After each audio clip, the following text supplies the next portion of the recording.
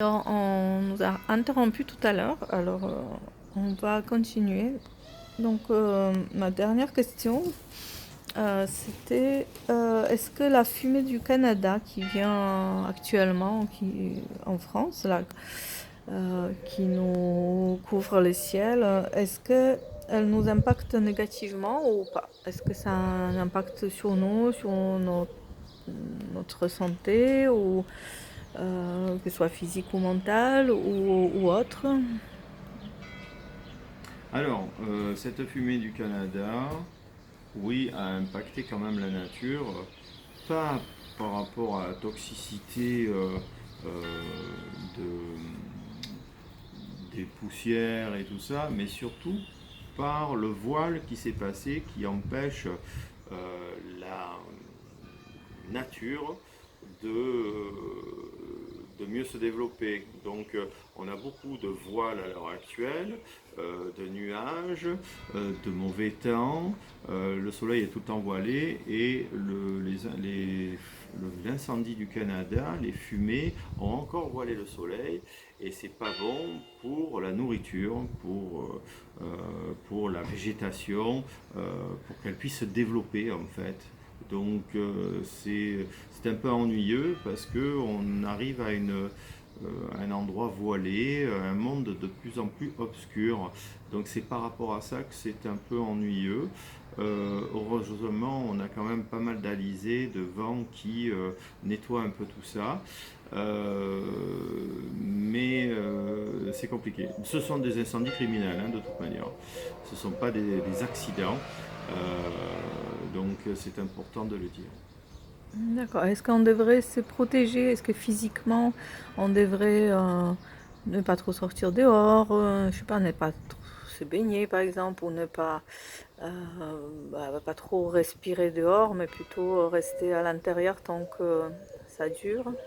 Alors, il est important d'aller à l'extérieur pour s'oxygéner, dans tous les cas, parce qu'il y a tellement de toxines euh, dans l'air, de rayonnement électromagnétique dans lequel on baigne, qu'il faut absolument sortir et s'oxygéner. Par contre, faire des sports violents, en plein cagnard, en pleine chaleur, qui demandent un gros effort cardiaque et respiratoire, ça non. Il faut faire du sport de long, de longévité, voilà, qu'on puisse justement respirer calmement et faire du sport sur la durée. C'est plutôt de l'endurance que des sports durs, violents, qui demandent une grosse assistance respiratoire et de mettre en péril le rythme cardiaque. Ça fatigue énormément les organismes. Donc voilà. Après, non, il faut s'aérer. Il faut s'aérer le plus possible. L'extérieur sera toujours plus sain que l'intérieur des maisons et que l'intérieur des voitures. D'accord. Est-ce que cette électricité qu'on sent dans l'air, cette agressivité, cette surexcitation, en particulier en ville, est-ce que c'est lié à ça ou est-ce que c'est lié à autre chose? À quoi c'est dû? Qu'est-ce qui fait que on sent les gens, on voit les gens de plus en plus énervés, excités? Alors oui, il y a une folie en ce moment et de plus en plus dans les villes notamment du sud où il fait chaud. Euh, c'est vrai que c'est assez compliqué parce qu'on voit que les gens deviennent fous en fait. Ils ne sont plus dans l'humanité, dans la gentillesse, dans le sourire, dans la joie. Il y a une majorité de gens euh, qui deviennent des animaux pour préserver, et encore c'est une offense aux animaux, mais ils ont leur instinct animal qui sort. Je me montre, je marque mon territoire, j'agresse telle autre personne qui n'est pas dans ma situation. Donc c'est assez compliqué de vivre avec tout cela. Et la question était laquelle? À quoi c'est dû? Pourquoi cela arrive? Pourquoi les gens se comportent ainsi de façon Oui, de oui, plus oui, en à plus. quoi c'est dû? Donc, en fait, parce qu'en plus, on le constate tout le monde, hein, que ça arrive de partout, de plus en plus. Dès qu'il y a trop de monde les uns sur les autres, ça devient une catastrophe. À quoi c'est dû? Air pollué, radiation électromagnétique liée au téléphone, au 4G. EDF, on me dit. Donc EDF, c'est pas EDF, c'est électricité. Électricité, tout ce qui est câble non enterré dans l'air. Ça ionise l'air que l'on respire, ça excite nos cellules et ça empêche de, de respirer correctement, de réfléchir correctement, d'avoir le cerveau qui fonctionne correctement. Il y a des métaux lourds dans tous les corps humains, dans les villes aussi, donc ça fait des rayonnements électriques et des magnétismes électriques qui n'est pas acceptable aujourd'hui par le corps humain parce que c'est une transformation qui est trop rapide. Donc d'où ça vient essentiellement de l'air quand même, hein. Même si on dit qu'on doit s'aérer pour avoir de l'oxygène et lutter contre tout ça, l'air actuel, le rayonnement électromagnétique des satellites, des antennes téléphones, des antennes radio, des antennes de télévision, tout ce genre de choses cumulées crée un énervement pas possible et les corps sont magnétisés en plus. Ils ont des métaux lourds dans les cellules et donc le corps humain est de plus en plus sensible à ça et donc il devient très énervé comme s'il était habité par des entités. D'accord. Est-ce qu'il y a un lien aussi avec les pic-pic? J'ai pas entendu, il y a des liens avec Les pic-pic? les pique-niques, c'est quoi? Les pic-pic? Ah, je sais Les pas ce que picouzes? Ah, d'accord, les picouzes. Est-ce qu'il y a un lien avec les picouzes? Oui, donc les picouzes de 2020, hein, Oui.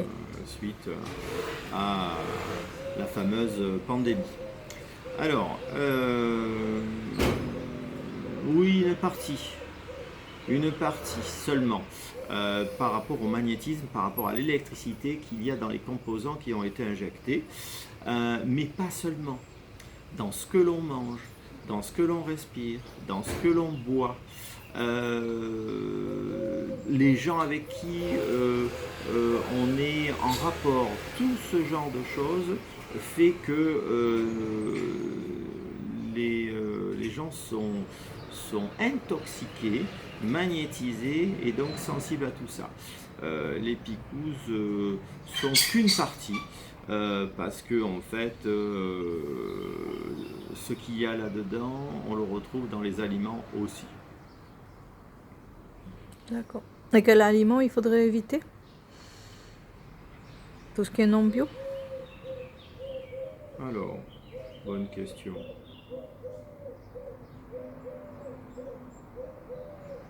Alors c'est bizarre parce qu'on me dit les noix, les fruits secs, a priori, stockeraient aussi ce genre de choses. Donc attention aux fruits secs et aux noix.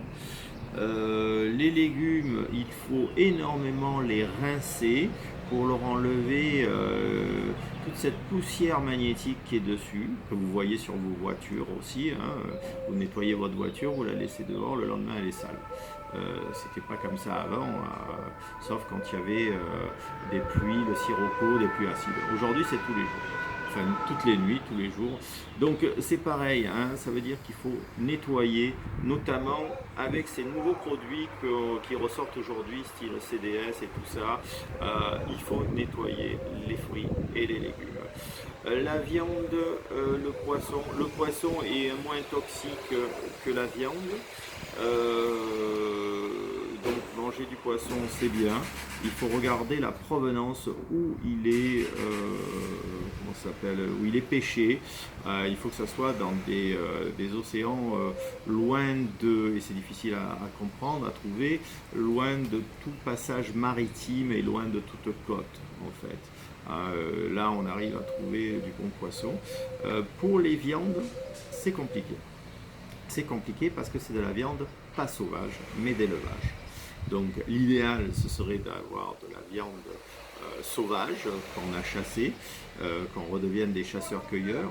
Mais là, toutes les viandes d'élevage sont quand même les bio, sont quand même toxiques par rapport à leur nourriture, par rapport aux antibiotiques qu'on leur met, par rapport aux hormones qu'on leur met aussi pour grandir vite. Donc attention aux viandes. Je ne dis pas de ne pas en manger car il faut des protéines pour rester en bonne santé, notamment par rapport à certains résus sanguins qui ont besoin de protéines animales pour vivre correctement et pas vieillir de manière prématurée hyper rapidement. Voilà, donc voilà, par rapport à ta question. D'accord, merci beaucoup. Merci Philippe. Merci Magé.